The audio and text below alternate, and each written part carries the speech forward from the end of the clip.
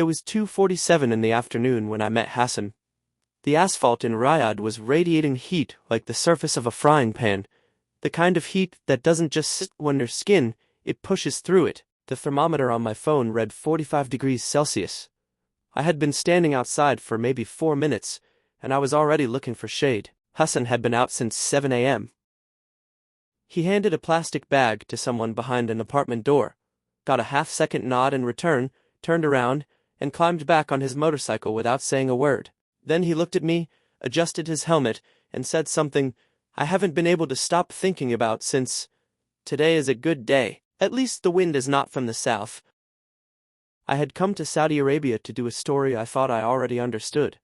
Gig economy, underpaid workers, exploitative platforms. I had read the headlines. I had seen the data. But what I found when I actually followed a delivery rider through one of the hottest cities on Earth, during one of the hottest seasons ever recorded, was something far more complicated and far more human than any headline had prepared me for. This is not just a story about food delivery. This is a story about labor, climate, migration, power, and a system that was built to be invisible. And once you see it, you cannot unsee it. Let's start with the heat, because you cannot understand anything else without understanding what 45 degrees Celsius actually means to a human body. The World Health Organization defines heat stress as a condition that occurs when the body's core temperature rises above 38 degrees Celsius. Beyond 40 degrees Celsius, the risk of heat stroke, a life-threatening medical emergency, increases dramatically. According to a 2021 study published in Nature Climate Change by researchers, Mora et al., approximately 30% of the world's population is currently exposed to potentially deadly heat conditions for at least 20 days per year. That number is projected to reach 48% by 2100 under moderate climate scenarios. But those are global averages.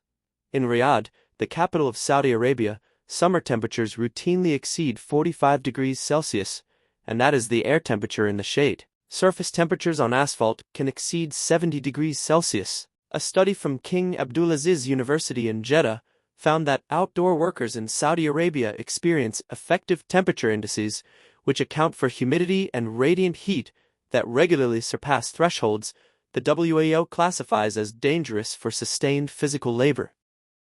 The International Labour Organization published a report in 2019 titled Working on a Warmer Planet, which estimated that by 2030, heat stress will cause the global economy to lose the equivalent of 80 million full-time jobs annually, with Southeast Asia and Western Africa absorbing the heaviest blows. But the Middle East is specifically flagged as a region where outdoor manual labor is approaching the physiological limits of what a human body can sustain. Hassan knows none of these statistics. He knows that when his urine is dark yellow, he needs to drink more water. He knows that if he feels dizzy, he should pull over before he falls. He learned these things not from a doctor, but from other riders. Hassan came to Saudi Arabia from Bangladesh in 2019. He paid approximately $3,200 to a recruitment agency, money he borrowed from relatives to secure his work, visa, his transportation, and his first month of accommodation. This is a practice that has been documented extensively by Human Rights Watch, Amnesty International, and the International Labour Organization under the framework of what researchers call recruitment fees, a system that often traps migrant workers in a form of debt bondage before they ever arrive at their destination. According to the Migration Policy Institute, Saudi Arabia hosts approximately 13 million migrant workers, representing roughly 38% of the country's total population and over 75% of its private sector workforce. The majority come from South Asia, Bangladesh, India, Pakistan, Nepal, and from Southeast Asia, particularly the Philippines and Indonesia. For decades, these workers operated under what is known as the kafala system, a labor sponsorship model where a migrant worker's legal status in the country is directly tied to their employer. Under kafala, workers historically could not change jobs, leave the country, or exit their contract without the explicit permission of their sponsor. The system has been extensively criticized by the United Nations, Human Rights Watch, and the ILO as creating conditions conducive to forced labor and abuse. Saudi Arabia announced reforms to the kafala system in 2021, allowing some workers to change employers and leave the country without sponsor approval. However, a 2022 report by migrant-rights.org, a research organization that monitors labor rights in the Gulf, found that implementation of these reforms has been inconsistent, and many workers remain effectively bound to their original sponsors through contractual clauses or lack of access to information about their rights. Hassan falls into a gray zone that the reforms didn't quite reach. He works as an independent contractor for a food delivery platform, which means he technically has no sponsor in the traditional sense, and therefore, according to the platform, no employment relationship. He is, in the language of Silicon Valley, a partner.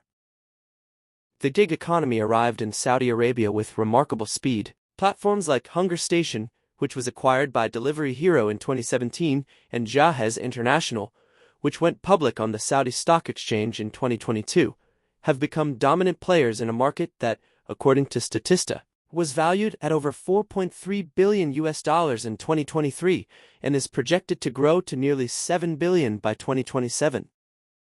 Jahez in particular is worth examining closely. Its IPO was massively oversubscribed. Investors were so eager to get in that applications exceeded the available shares by over 1,000 times, according to reporting by Arab News at the time. The company's stock surged more than 600% on its first day of trading. Executives and investors celebrated. Meanwhile, the riders who make those deliveries exist in what legal scholars call a triangular employment relationship, where the platform, the restaurant, and the delivery rider each claim a different understanding of who is responsible for what. The platform says riders are independent. The rider experiences something that looks remarkably like employment.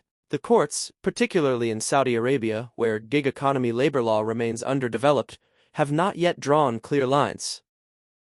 A 2022 paper published in the International Journal of Environmental Research and Public Health studied heat exposure among gig economy delivery workers in the Middle East, and found that riders were spending an average of 6 to 8 hours per day in outdoor temperatures exceeding 40 degrees Celsius during summer months, with no mandatory rest periods. No employer provided hydration support, and no access to occupational health services.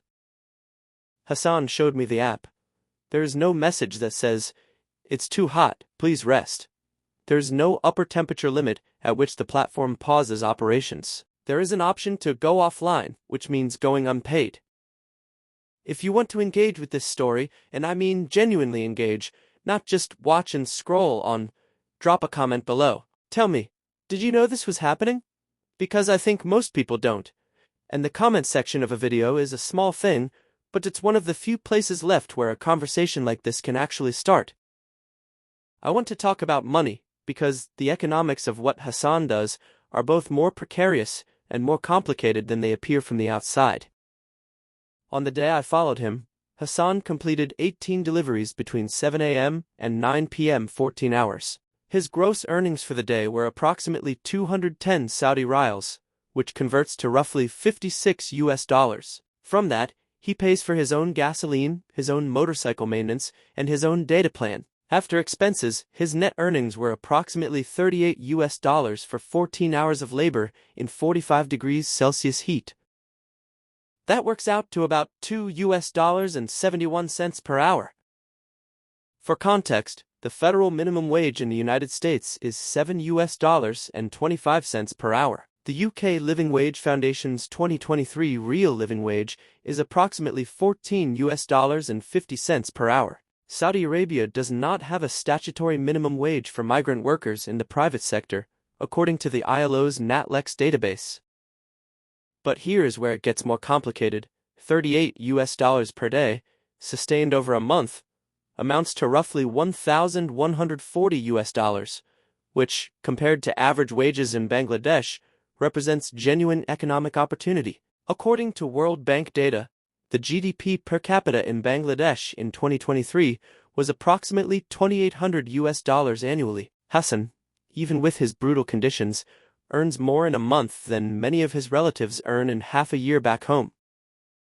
This is the trap at the center of migrant labor economics, and it is one that researchers like Hein de Haas at the University of Amsterdam have written about extensively. The exploitation is real, and the migration is also rational. both things are true at the same time. Any honest account of what I saw in Riyadh has to hold both of those truths simultaneously, without collapsing one into a simple narrative.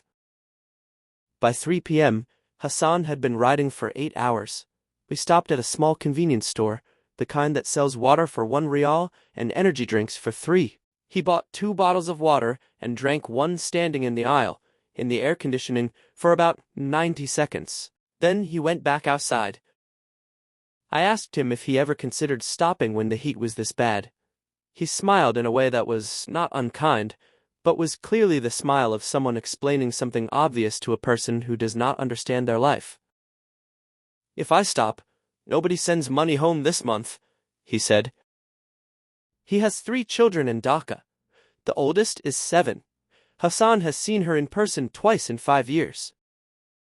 This is not a singular story. A 2020 report by the International Organization for Migration, titled World Migration Report, noted that remittances from migrant workers in Gulf Cooperation Council countries to South Asian home countries represent a critical pillar of those countries' economies. In Bangladesh specifically, remittances constituted approximately 5.4% of GDP in 2022, according to World Bank data. The money Hassan sends home despite everything is woven into the financial fabric of an entire nation.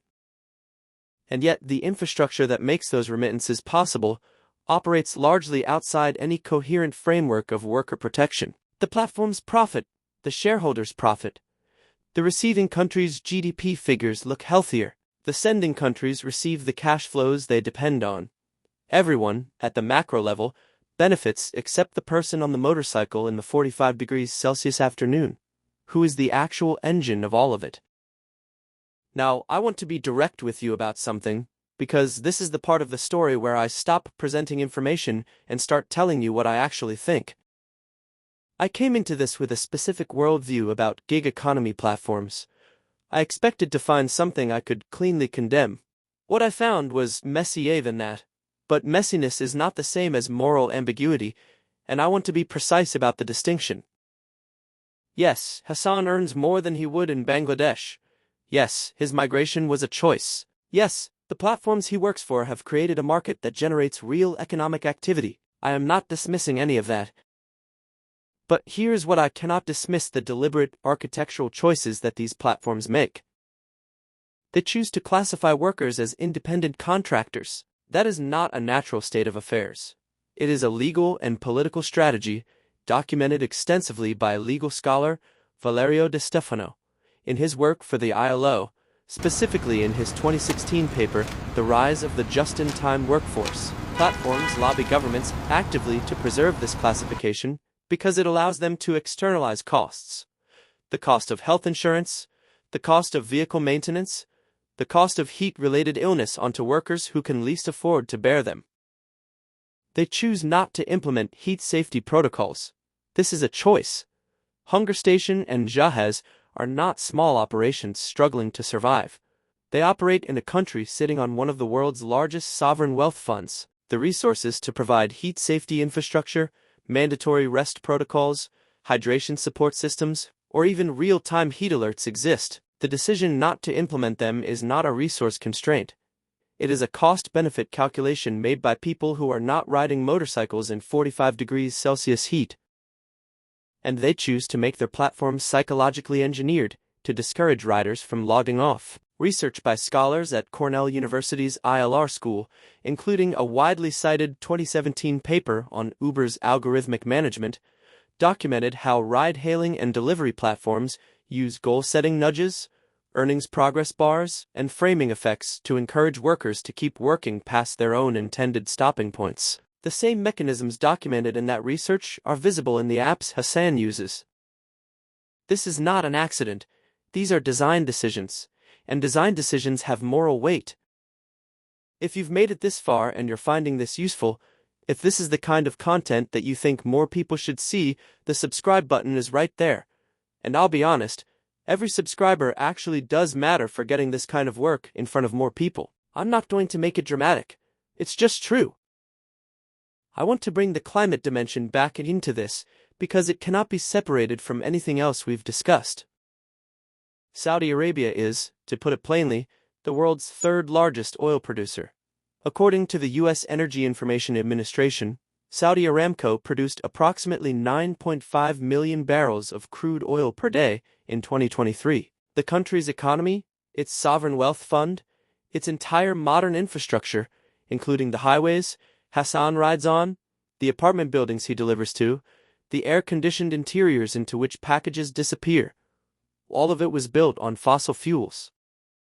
And fossil fuel combustion is the primary driver of the climate change that is making Riyadh's summers more lethal. According to the IPCC's sixth assessment report, published in 2021, the Arabian Peninsula is warming at approximately twice the global average rate. The extreme heat events that were once statistically rare are becoming statistically common. What is unusual today will be average within decades. This creates a situation of extraordinary moral complexity. The wealth that built the city Hassan delivers in was generated by the same process that is making the city increasingly uninhabitable for people like Hassan. The petrostates and the fossil fuel industry are not simply bystanders to the climate crisis. They are active producers of it, and the people bearing the greatest physiological cost of that crisis are migrant workers from low-income countries who contributed essentially nothing to its causes.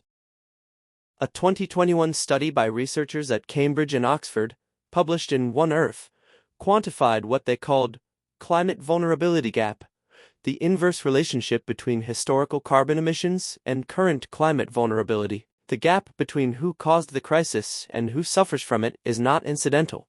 It maps almost perfectly onto existing lines of wealth, geography, and power. Hassan burns gasoline on a motorcycle because that's the cheapest way to complete deliveries in a city designed entirely around automobiles. The platform profits from this. The city was designed this way because it was built in an era of cheap oil. The cheap oil era created the climate conditions that are making Hassan's job lethal. And Hassan, who had no vote in any of these decisions, is the one who bears it in his body, in the afternoon, in the heat. I want to end the factual section of this video by talking about what change actually looks like in this space, because I think it's important not to present a problem without also presenting what the research says about solutions. Several jurisdictions have begun addressing gig worker protections in meaningful ways. Spain's Riders Law, implemented in 2021, requires delivery platforms to classify riders as employees rather than independent contractors, a legal change that the European Commission has also proposed as a directive for all EU member states. According to a 2022 analysis by the Foundation for European Progressive Studies, the Spanish law resulted in improved earnings, access to Social Security, and reduced workplace injuries among delivery workers. California's Proposition 22, by contrast, which passed in 2020 after platforms spent over $200 million campaigning for it, preserved independent contractor status while providing limited benefits, and it has been described by legal scholars at UC Berkeley as a template for exploitation rather than a genuine compromise. The ILO's 2021 report World Employment and Social Outlook recommended a set of minimum protections for platform workers, regardless of their legal classification, including access to minimum earnings guarantees, occupational safety protections, the right to collective representation, and transparent algorithmic accountability. None of these recommendations are legally binding. Their implementation depends on political will, which, in the Gulf states, has been slow to develop. Domestically within Saudi Arabia, Vision 2030, the economic transformation agenda championed by Crown Prince Mohammed bin Salman, has introduced some labor market reforms. The kafala reforms of 2021 were part of this agenda. But migrant labor advocates at organizations like migrant-rights.org and Human Rights Watch have noted consistently that the reforms that most directly benefit Saudi citizens are implemented swiftly, while protections for migrant workers remain inconsistent and poorly enforced. The Global Commission on Adaptation, chaired by former UN Secretary-General Ban Ki-moon, has recommended that labor regulations be updated explicitly to account for climate-related health risks, including mandatory rest periods during extreme heat events, employer-provided shade and hydration, and heat illness liability frameworks. These recommendations were made in 2019. In 2024, they remain largely unimplemented in the Gulf states. It was 9:15 p.m. when Hassan logged off. The temperature had dropped to 36 degrees Celsius. He ate a small meal from a container he had packed that morning, rice and lentils, cooked by the 3 Bangladeshi men who share his apartment in a neighborhood on the eastern edge of the city. The apartment has 1 bedroom, which the 4 of them share in rotation based on shifts. He pays 600 rials a month, about $160 for his portion of the rent. He showed me a photo on his phone of his daughter. She's 7 years old, and she has a gap between her front teeth, and she is wearing a school uniform. Hassan looks at this photo, he told me, before his first delivery every morning. I don't know how to wrap this up with a neat conclusion, because I don't think there is one. What I found in Riyadh was not a simple story of bad actors and helpless victims. What I found was a system intricate, global, profitable, and largely invisible, that processes human beings as inputs and discards the consequences onto the people least equipped to absorb them. The platforms did not invent migrant labor exploitation. The kafala system predates the smartphone by decades. Climate change is not the fault of one industry alone. None of this is new. What is new is the speed, the scale, and the algorithmic precision with which contemporary systems are able to extract value from people in situations of limited choice, and the sophistication with which those systems can be made to appear as natural market outcomes rather than deliberate political and architectural choices. Hassan is still out there. Right now, as you watch this, in whatever season you're in, the version of Hassan in your city, in London, in Paris, in Sao Paulo, in Jakarta, in Mumbai is on a motorcycle or a bicycle or on foot, carrying food to someone who will give him a star rating but not learn his name. The least we can do is know that this is happening. The most we can do as consumers, as voters, as citizens, is refuse to let the invisibility of that labor remain comfortable. If you want to keep following stories like this one, investigations that go past the headline and into the actual human mechanics of how the world works, then make sure you're subscribed, because the next video is going to go somewhere you probably didn't expect this channel to go. And if you liked this one, it genuinely helps when you hit that button, not for the algorithm in the abstract, but because it puts this specific kind of journalism in front of people who might otherwise never encounter it. This is the kind of content that depends on the people who care about it to keep it visible. And one last thing, I want to know what you think. Not just a reaction, I mean what you actually think. Do you believe platforms have a moral obligation to implement heat safety protocols? Do you think consumer behavior can move markets on this? Do you think this is a structural problem that only governments can solve? Tell me in the comments, because I read them, and because the most interesting part of making these videos is not the research I do before. It's the things I learn from the people who watch after. Hassan's daughter is 7 years old, and has a gap in her front teeth. He looks at her photo before his first delivery every morning. I think about that a lot.